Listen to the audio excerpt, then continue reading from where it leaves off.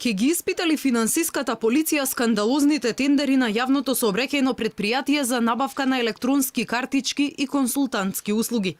Откако минатата недела телевизија Алфа обелодени дека две фирми основани непол месец пред да бидат распишани огласите, добиле бизнис од јавното предпријатие. Се поставува прашањето: дали биле испочитувани сите законски постапки при додалување на бизнисот тежок 200.000 евра на ист човек кој двете фирми ги регистрирал на домашна адреса во рок од една недела.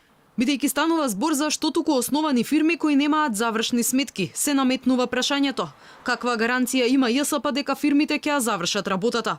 Дополнително ЈСП и 30 дена по склучувањето на договорот со ID Cards. Истиот до вчера го немаше објавено на сајтот за јавни набавки, како што ги обврзува законот.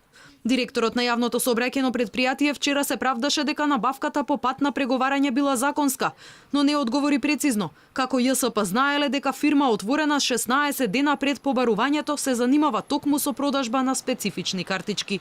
Значи се имат побарано нашите сектор за јавни набавки консултирано и се пријавиле.